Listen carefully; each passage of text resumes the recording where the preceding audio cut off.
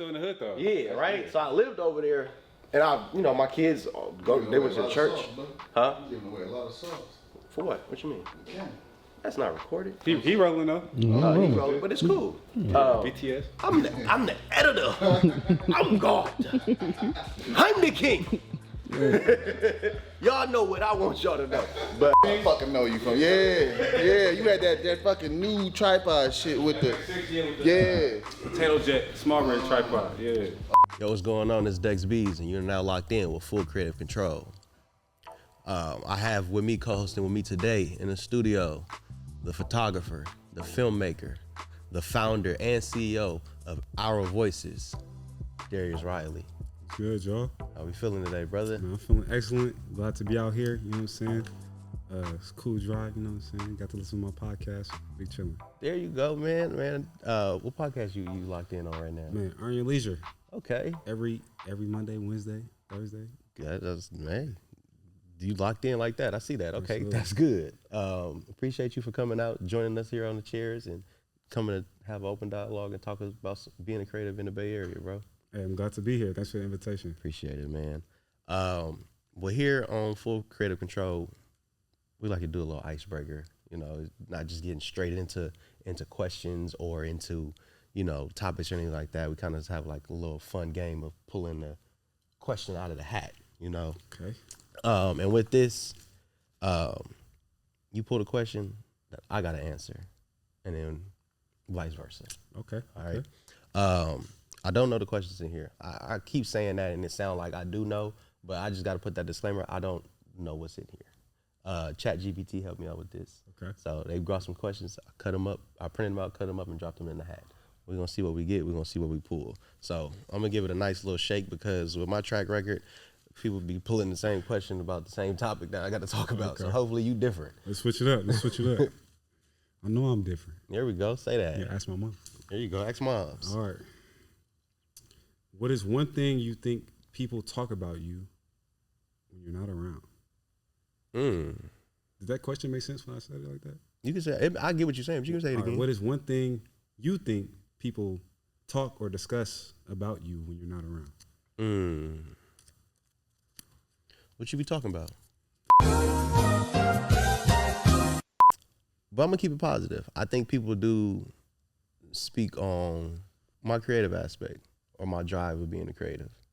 I think a lot of people talk about how it's a everlasting will of wanting to keep creating.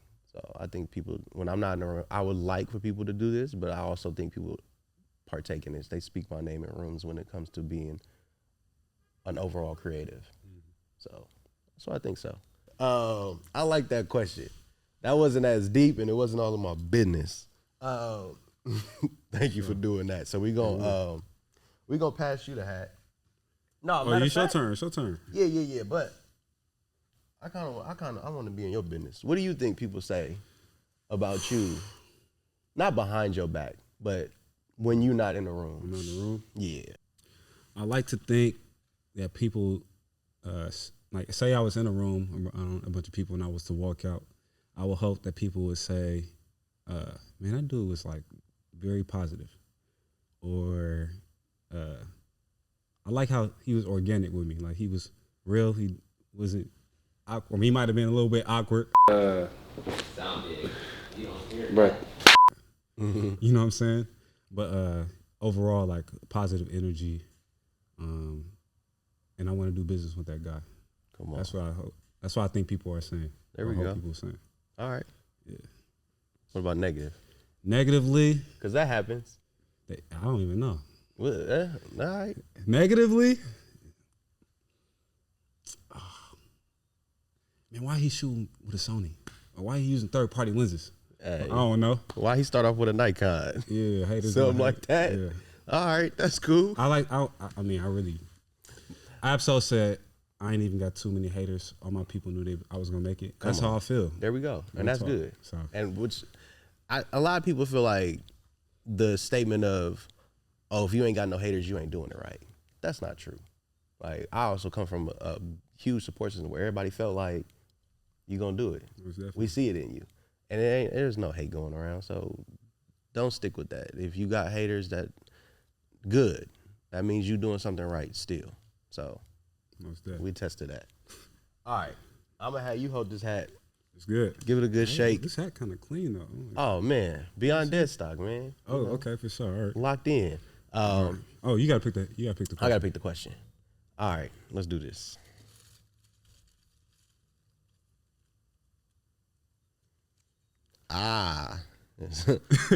It's a blank one. Oh, okay. So with these blank questions, it's whatever question I want to ask. You have to answer.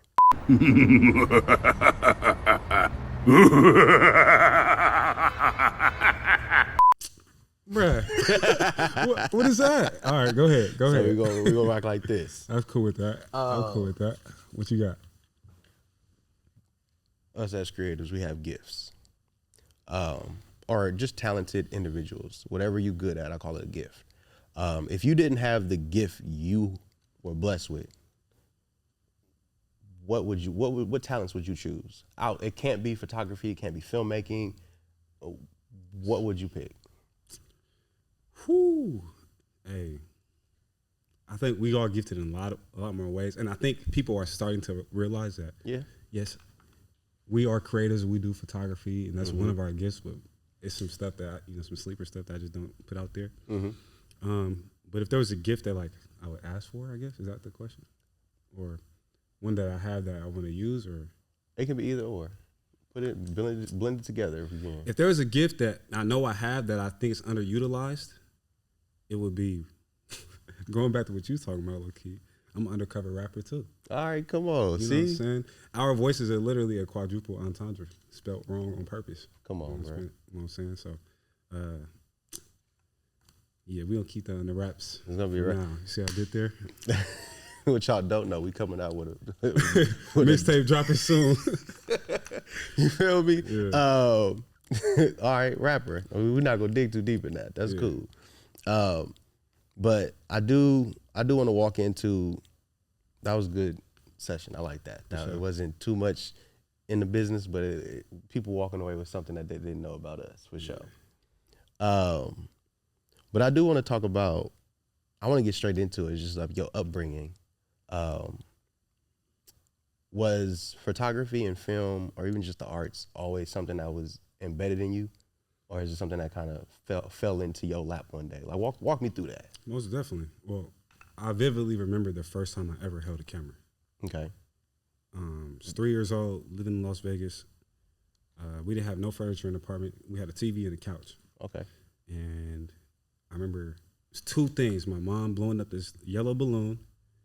I never blew up a balloon, didn't know what it was, you know what I'm saying?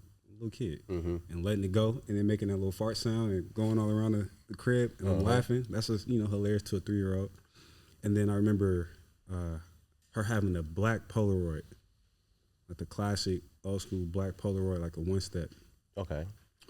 And her taking a picture of me and handing me the Polaroid and shaking it.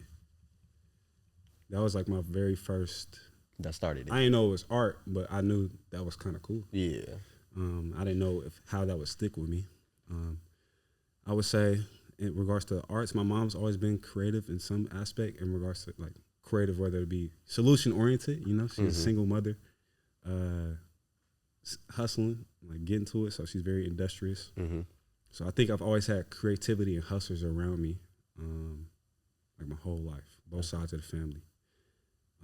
Arts wasn't necessarily always present, but I was always exposed to it by, I don't know, rap was like the art. My dad was an undercover rapper too. Okay. You know what I'm saying? Yeah, but it wasn't always there. It wasn't until probably like middle school, 6th grade. I went to Eastside College Prep for middle school, and there's this program, Good Tidings. It's a nonprofit, and they partner with athletes, artists, entrepreneurs to help get Black and brown youth, or just youth in general, exposed to different stuff. So we would go on like class trips in 6th grade to Leroy Neiman Art Center, and we'd make, I don't know, murals out of glass. Okay. And they would take a bus, right? But like, this is the same organization that they might build a court with Kevin Durant in Oakland or something like that. Or they had Klay Thompson take us to dinner the game before he dropped 32 in a quarter. You know what I'm saying? Come on, that's a splash, So they brother. really dope organization, but they would do a lot to expose me to the arts a little bit throughout middle school and even high school, rebuilding our arts facilities. But yeah, I don't think it was like very present. Like I wasn't into arts and crafts. I wanted to, matter of fact, I did used to draw a lot. Okay. I wanted to make the first electric car. Come on now. Well, every form of energy. It could be water powered, solar powered, electric powered, and it was called the Tycoon. And I like that if name. you look at the picture, I got one picture, and it looked like a Tesla. It looked like a It Tesla? looked like a Tesla. I ain't gonna lie. Look, we gonna put that out there. Elon took it from you, I think bruh. so, bruh. Elon took it so. from you, bro. But they do say if you don't embark on an idea, somebody is gonna do it. It's divinely in some type of power in the universe, where it's just like if you don't take on to it, it's gonna get passed on to somebody else. Exactly. And it's gonna come about. So for anybody that's making films, making music, doing photography, any of them concepts and ideas that is locked up here, get it out in the world, because somebody else gonna do it if you don't. So I shouldn't have been 9 years old. I should have been older. you could have been the first 9-year-old to really bring Tesla to life, for real. Call it a Tycoon instead of a Tesla.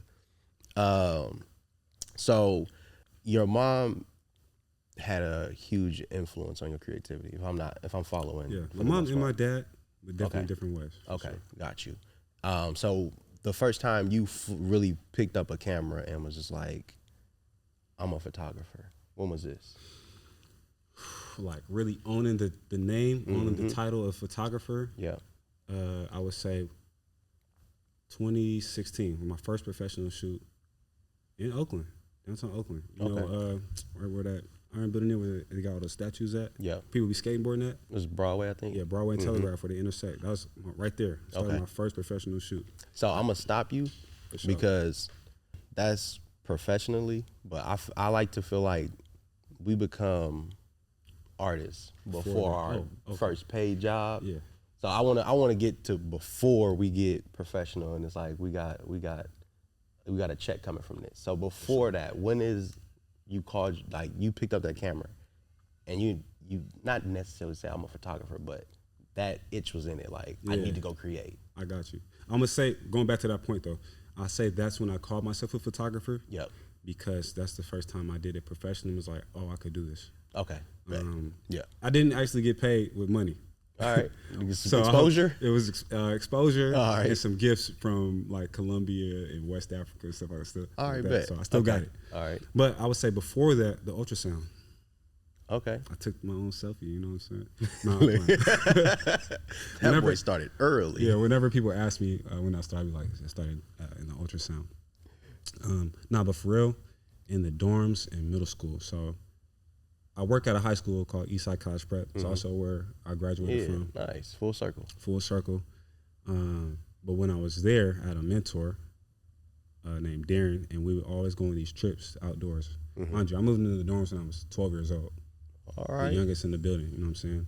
And we would go to trips to, Big Sur, Tahoe, all over the place. Yeah. All on these outdoor trips. And every trip, it's just beautiful. Beautiful. And he's my age, maybe 27 or something like that. Mm-hmm. And he would let me, 12 years old, hold his Nikon D300 or his Okay. D800, Mm-hmm. or it might have been, D800, and, $2,000 lens, take pictures Yeah. of the whole squad, That's trust have it right for there. trust in a major way, Yeah. right? And that was like when things clicked, literally. But I was taking pictures and everything was trash. Everything was trash. I mean, these Yeah. beautiful places, and every photo was blurry, it's dark. I don't know what any of these buttons mean. Yeah. I'm just learning algebra for real, There you like go. algebra 1, Yeah. algebra 2. So I didn't know the relationship between light and all that stuff. Mm-hmm. But I knew that frustration was like stuck in me. I was like, this life is way too beautiful to not capture these moments. And every time I try, it's cheeks. You know what I'm saying? So For sure. I would say 2009, and then that frustration stuck with me from 7th grade throughout high school. I got my first camera my junior year from my homie I went to elementary school with, actually. It was $50. Technically, my first camera was a Canon. Okay. So technically, you really Cannon Mob, but you ain't gonna claim that. So actually, I'm gonna take it even further back. Technically, I'm a flip first.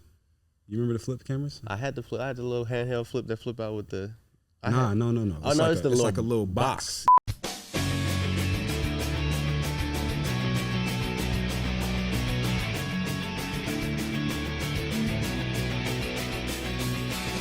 Yeah. It had like different colors. My mom had went to London, and she had brought some back. So that was my first camera recording. Okay, and in 7th grade, didn't have a camera.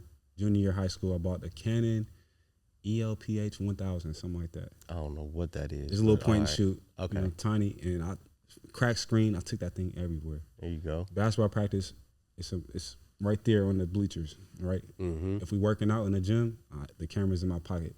In class, I'm taking pictures. It was to the point where I was taking so many pictures in school that they was coming to me for photos for the yearbook.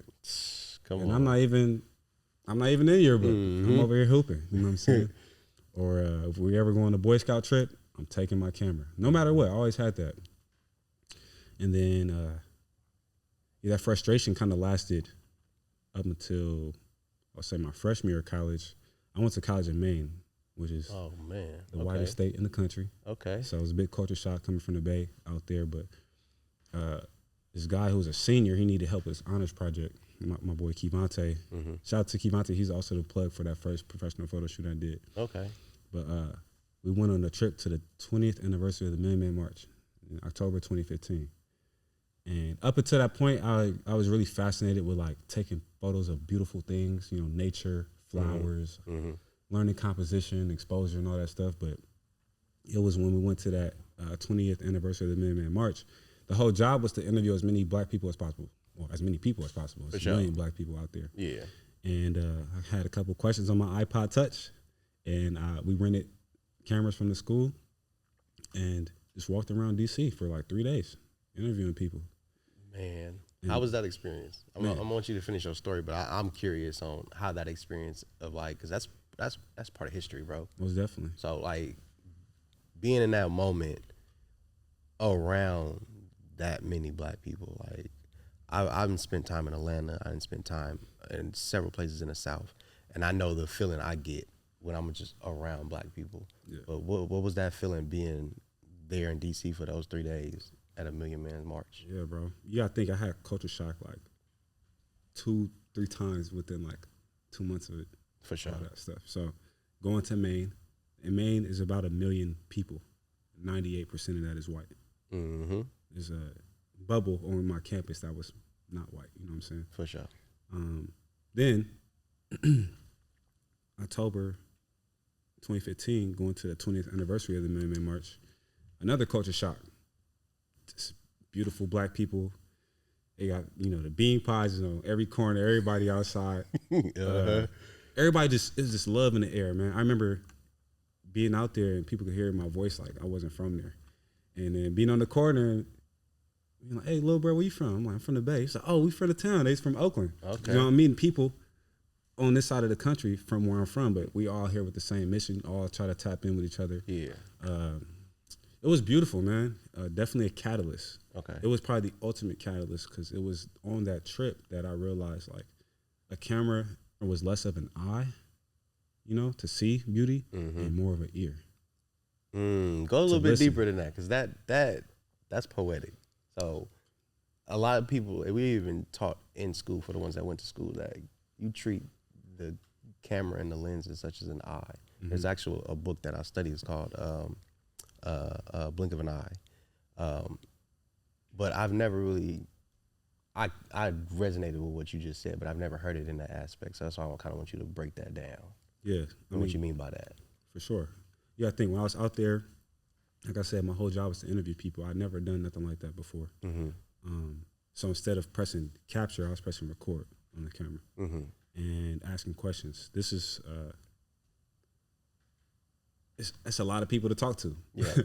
And people, I realized people wanted to be heard. People had something to share. People had stuff in their hearts. People were experiencing something that their parents experienced 20 years before, or their grandparents was there for. And they're saying things have changed, things have not changed. I realized, people just needed an outlet. Mm-hmm. And I think this is where the seeds of like our voices kind of started. Like people not necessarily caring to be seen, but more interested in being heard and having their opinions and their perspectives and their stories shared with the world. So it was at that point where I realized, okay, cool. To be a part of that or to be in that had to be, I'm gonna say it was a blessing. Oh, certainly.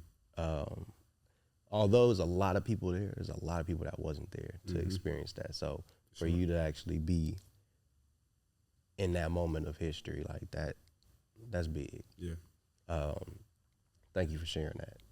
I don't think I said it in the beginning, but here on Full Creative Control, I don't necessarily I didn't want to build a platform where I just bring people on and I like just ask them hella questions and this, that, and they're like, it's more of a setting where we just chilling, we kicking it, you know, we chopping it up. But the ultimate goal is for people to view this and walk away knowing something they didn't know about you or me organically. Nothing that's forced or anything like that. And I say that because it may be times where I'll be like, go a little bit deeper than that. Or what do you mean by that? Because I'm genuinely want to, you know, see things through your perspective of life. Because me being a filmmaker, like, that's what we do. That's literally what we're here to show people our vision of it all. I wasn't there in DC, or I wasn't there at East Prep. I want to kind of paint that as much as possible because I want to learn as much as possible about you because I'm a fan of your work.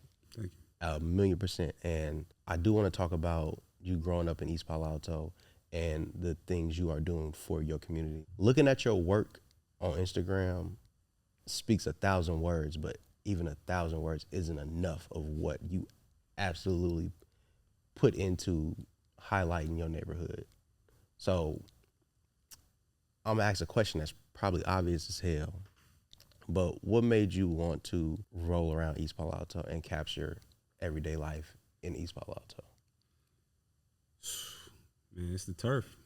All right. It's the turf. It's the soil. It's where I'm from. Mm-hmm. And we a little bitty city by the water. And being in the Bay, I feel like it's an overlooked city. It's For sure. Overlooked, underappreciated, you know what I'm saying? And I'm just trying to show that we just as loud as.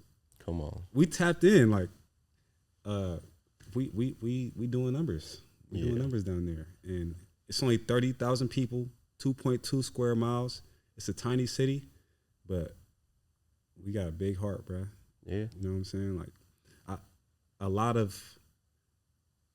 feel like people, especially like in Oakland and Richmond and Frisco, they don't realize how connected they are to East Palo Alto.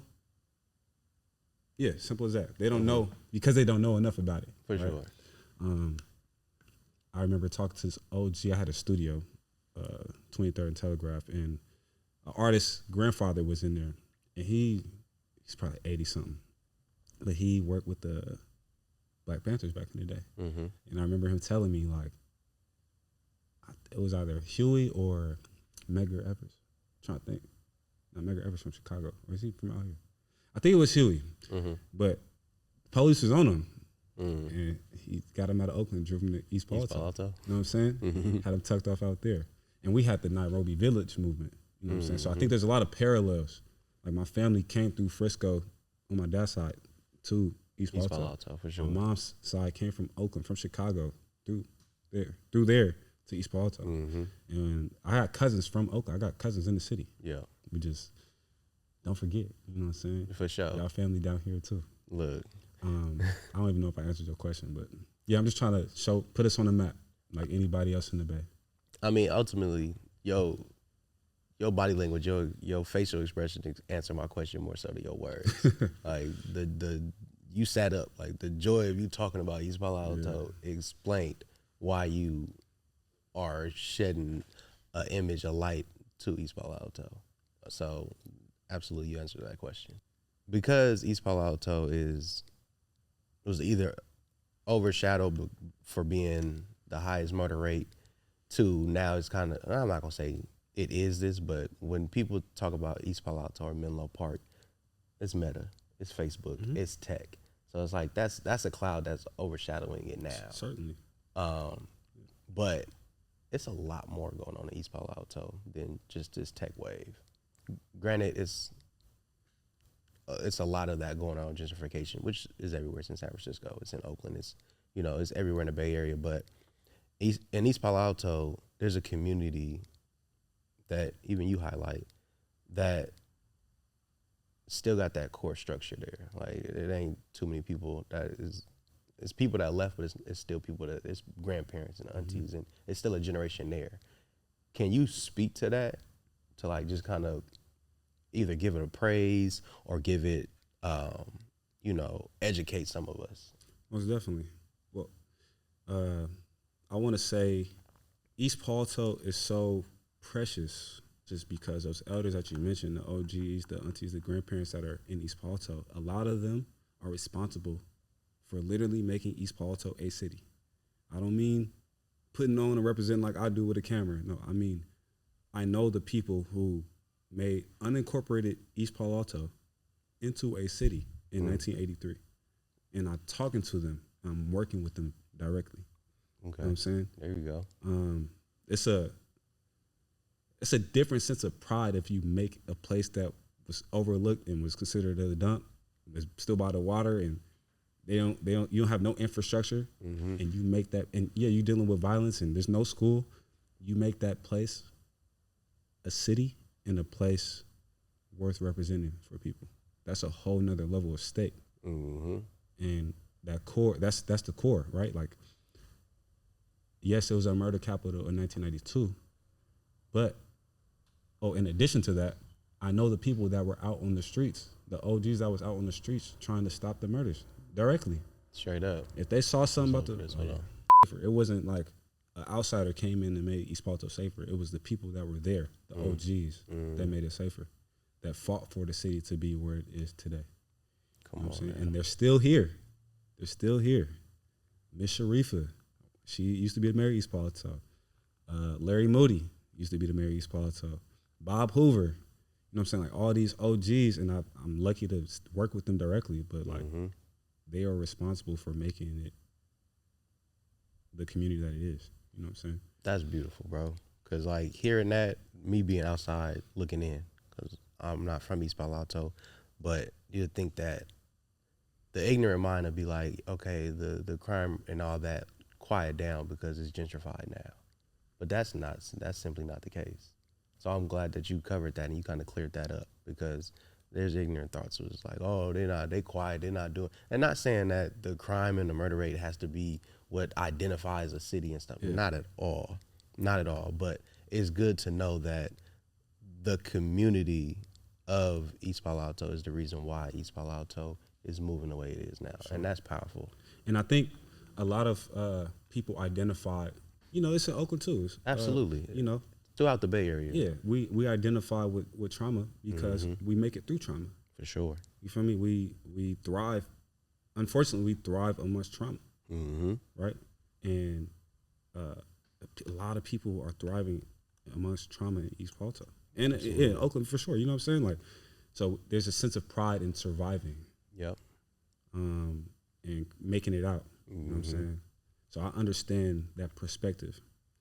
But at the same time, it's so much bigger than that. The world is so much bigger than that. And I think that's what it's like. Photography, I'm able to show people. Literally going across the globe and coming back and being able to show you the world is bigger than wherever you thought it was. I'm in Germany talking to people about East Palo Alto. Come on. And they calling me rogue. You know what I'm saying? Hey. That's different. That's big, though. That's what big. What up, Rob? There you go. That's big. Yeah. And I mean, even with that, that's a humble flex. That's a humble flex. And I think that with you, I'm just stuck on the fact that you can be across country and you still standing on East Palo Alto. That's beautiful, bro. I stand on it the same way somebody from Oakland gonna say they from the town. Come on, bro. It's the same thing. But somebody from Frisco gonna say they from But you know what's so crazy? It's because growing up in the Bay Area is like, it kind of come with that because it's a bigger city. And it's like, it's a higher population. Like, I'll be honest, bro. Growing up, I didn't know anything past just being on 101. I didn't know anything past Malibu and Redwood City when it was there. So yeah. Like I never. It was you go to San Francisco. Oh, we're gonna go to Malibu, Redwood City. We're going back that. We didn't go past Redwood City. So I didn't know nothing about East Palo Alto. I didn't know nothing about Menlo Park. I didn't know nothing about San Jose for a very long till I was grown. Like I had to be grown to know. It's more of the Bay over here. Way more. Up here too. Past here too. Yeah. So I'm just like, but that's all you heard. Like even growing up, and I lived in Antioch. I lived in San Pablo. I lived in Richmond. I've been all around. I've never met somebody from East Palo Alto until I got grown. But the people I do know from there, bro, they stand on the business about East Palo Alto, bro. And it's not in a way of just like it's arrogant or it's just oversaturated. Like, nah, it's the right amount of pride, bro. So what I see in you today, that's exactly how I see these other people that I know from East Palo Alto, and that's beautiful, bro. It's a bunch of reasons for that too. Like I mentioned a couple, but you got to think like East Palo Alto shares a name with Palo Alto. For sure. But it's two different cities, two completely two different counties. Yep. It's two different county lines. San Mateo versus Santa Clara. Yep. It's two different wealth gaps. You got East Palo Alto where 2019 the median household income is like $55,000. You cross the bridge, you go over the ramp. Right after O'Keefe, you feel me? Yeah. Slide to Palo Alto, and you got the median household income being $300,000, $400,000. It's right there. A stoplight. Separates it. Yeah, a little ramp. You know what I'm saying? So it's so many reasons why that pride really kick in. And my family is like so East Palo Alto. My grandma was a hustler. Like when I say hustler, I'm gonna say street entrepreneurs. There we go. Yes. Yes, pharmacists of all sorts. Come on. Creative individuals when it came to that. And I feel like I'm one of the first in my family to do it legally. You know what I'm saying? After my mom. Absolutely. Straight up. So, do you feel like our generation was the one that shifted gears a little bit, in your opinion? Yeah, for sure. I think we're doing it. A lot of people got, yes, the short answer is yes. The short answer is yes. I think access to opportunity, the internet connected us. This creativity is booming right now. Like I think right now, real talk, we are in the third renaissance. For sure. Or the second renaissance in America. Third or second, for sure. Yeah, and another reconstruction right now. This is the world is changing right now. Right in front of us. The same way we read in the history books. Yeah. Like 1920s, they was doing all this stuff, or this is happening again, and we have the luxury of being a part of that. Absolutely. So I think you're absolutely right in that we did it different, low key, because the whole world is different. Absolutely. You know what I'm saying? And I think I always look at history repeating itself, but I think it has a lot to do with the internet, has a lot to do with technology. I think we are in a day and age where, history can repeat itself, but not at this level of capacity of how we are managing it right now. And I'm not afraid of what's to come, because I've literally have seen multiple examples of people adapting to these changes and letting it play in their favor. Most definitely. I feel like we are a part of a generation where we're not going to sit and fold into what the past has, traumatized us. Goes back to we thrive in trauma. And I think us seeing what happened in the 80s with the crack epidemic and everything that we saw the world change in the early 2000s with the internet and the computer being computers and stuff like that. Like we saw in between from the 80s into where we are now, we saw so many things that we can pull from and know what we don't want to deal with, what we not going to experiment on, and the experiences we saw and embraced, we can now mold that into something that we can make happen for our own advantage. Sure.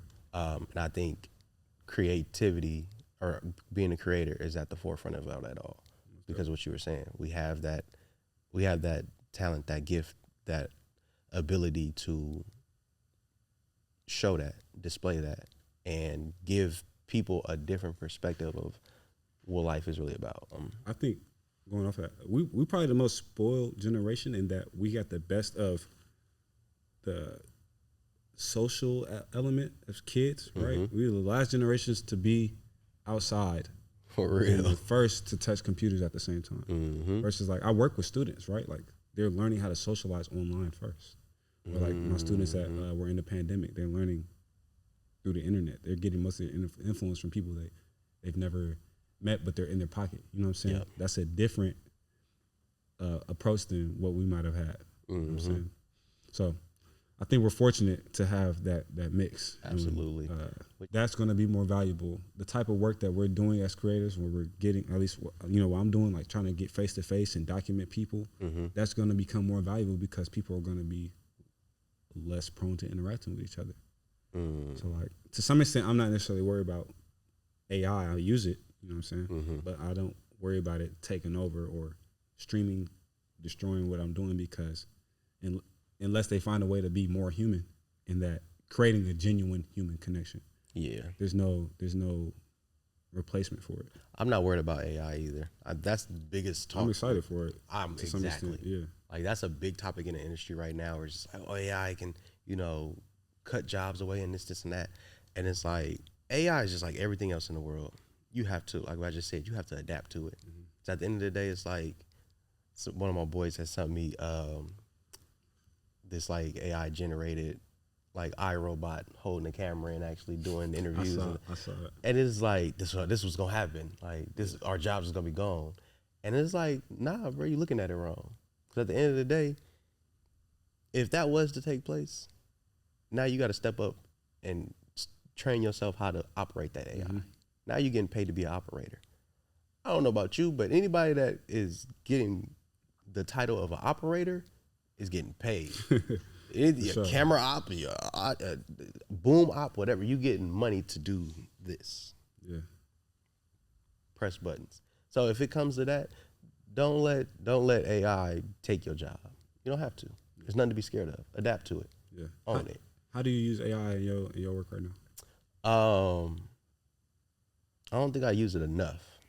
I think I'm still kind of just stuck. Like I've used it to like cut like visuals and stuff like that, because Premiere, they have this, they have third parties that help you cut and push things together, or, you know, put together a production. But I don't think I use AI enough. For sure. So I can't really say that, I use AI with this, and that. If I had to put my finger on something, it has everything to do with my phone.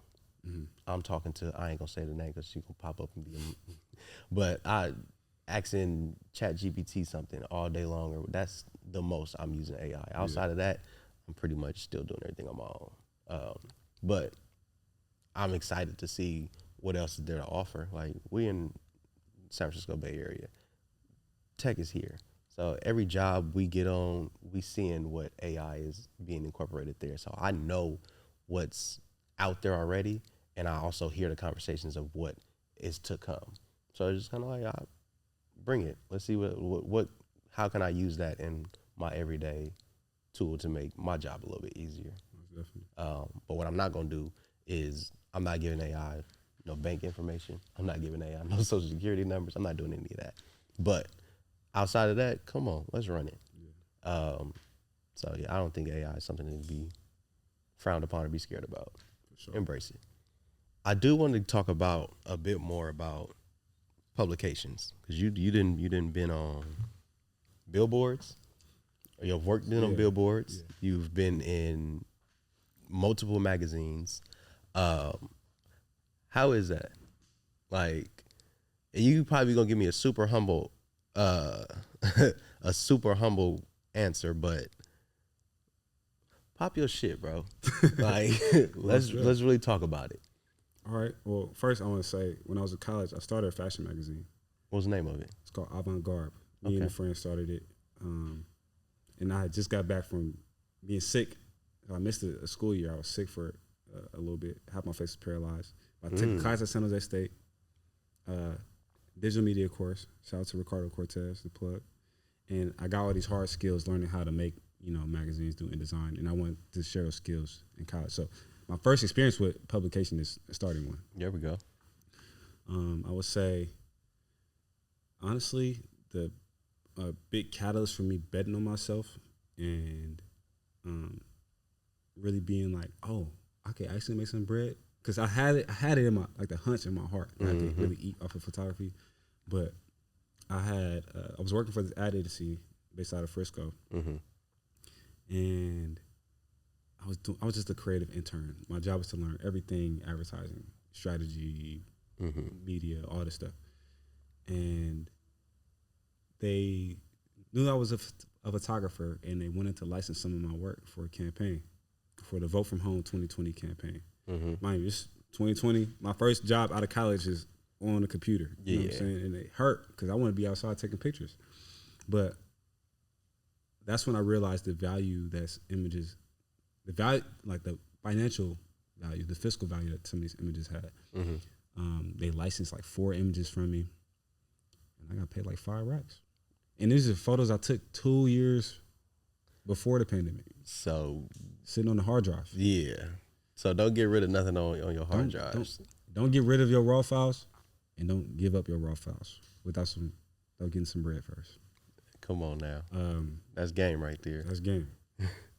Yeah, learn about licensing, especially if we shoot like for ourselves. A lot of us shoot for ourselves and create for ourselves. Like, I know AI could generate anything, but people still, especially right now, need stuff, right? So I would say that was the big catalyst for being published. That's like the first time I got published. And then I started shooting for Berkeley Law School. And at first I was just documenting events, but I didn't know they was gonna use it for the magazine. Like, for the most part, all my images at Berkeley Law School go for social media or for their magazine, the transcript. Okay. And that's always great because I get to tap in with future lawyers and document their stories, you know what I'm saying? So I'm the photographer kicking it with the lawyers. It's a good feeling. Come on now. You told me pop it, so. Yeah, exactly. And I ain't gonna stop you. Keep going. I think one of the things I'm most proud of in regards to publishing is last summer, I had an article published with KQED. Shout out to my boy Alan Cesaro for plugging me on that. But he went to highlight, the peninsula or just different places around the Bay Area. And East Palo Alto was one of them. So he helped me write this article documenting East Palo Alto. It's called East Palo Alto's Hidden Beauty. And not that East Palo Alto's beauty is hidden to East Palo Alto, but it's hidden to the rest of the Bay. Like I was just explaining, for sure. Exactly. So literally what I'm doing right now, that's what I did last summer. I just hopped on my skateboard, take pictures, and tell a couple stories about the city, you know what I'm saying? And that was probably like the most compelling thing I think I've published. For sure. You know what I'm saying? I know Voyage LA, we just dropped the interview. They highlight creators all the time. I think you should be on there. I'll send them recommendations, be like, hey, talk to Dexx. Rock with me. I'm here. Hello. But yeah, for sure. So that's tight. My boy Tunde recommended me to be creative for that. So yeah, man, being published it's a good feeling. It's a good feeling seeing your work in physical form. For sure. I low key, I know I don't share enough of my work, and it's mostly because posting does not fulfill me. Got you. Putting stuff on Instagram does not fulfill me. I'd rather have 3 pictures printed or like have little 5x7s printed for myself than post something, and because it's competing with cat videos and stuff that's not healthy for you. I'm trying to give you the vegetables, but you got all the junk food around you. Yeah, so that's why I prefer either publications or having shows. You know what I'm saying? So that's my thoughts on it. You have hosted, I guess we call them galleries, right? Yeah, galleries, shows, all that. Are you got any more coming up, or? Oh, you asking the right questions, yes, brother. Come on, let's talk about it. Yeah. So like, wait for this train. I've had several shows. In Maine at my college, I had a show in the Czech Republic back in 2019. That was my first international show. I was just in New York participating in the Monad Gallery show. for Juneteenth. That was really tight. But the next show is going to be in October. I'm finishing up my residency with Bloomhouse, and I'll be showing a bunch of work from East Palo Alto. It's going to be called Out the Trunk. Come on. So it's not just going to be it's not your typical show. Mm-hmm. We're going to have, of course, photos. It's going to be some video work shown, and there's going to be some whips out there too. Come on. It's a date locked in already for that? Yeah. What's October the date? 11th. October 11th. 3 to 7 p.m. So we're not going to take up too much of your time. Pull up, pop out. If you got an old school, bring it out. It's going to be a good day. Come on, man. Yes, indeed. I'll be looking forward to that. Sure. We are getting at the end of our time, but I learned a lot. Even though I felt like I did my research, and we've been knowing each other for a couple years now, but it's a lot that I feel like I walked away from with learning from you. So that's dope. And I truly appreciate you coming out and really sitting down and opening that chapter up with me today. In front of all these cameras and all these lights. We deal with all this stuff on a day-to-day, but I know it ain't easy being on the front of it. I like being back there. Yeah, you feel what I mean? being back Like they sitting comfortable at, but it's not easy being up here. But we sat down and we really just chopped game and to see what drives you, what moves you, and what inspires you is beautiful, brother. And I just want to tell you to keep going, bro. Keep pushing. I want to see more of it. I know they want to see more of it. Give us more, bro. So, again, brother, appreciate you for coming out. We're locked in. And thank you for highlighting creators, bro. Real talk. Appreciate it, bro. That's definitely the overall goal. I want to bring a spotlight to more, to the Bay Area. Because the Bay, we get kind of overshadowed by Los Angeles, New York, and all the other areas, other locations that creatives live. No put down to y'all, but we got a lot going on in the Bay, and people need to know about it. Most definitely. So, where can we find you? Drop Instagrams, websites, emails, and phone numbers if you want to get jiggy with it. For sure. Yeah, you can reach out to me on Instagram, Hourvoyses. That's HOURVOYSES. I spelled it wrong on purpose, I promise. Hourvoyses at gmail.com. Darius at Hourvoyses.com. There we go. Yeah, that's it. All right, man. That's full creative control, baby. We out. Deuces.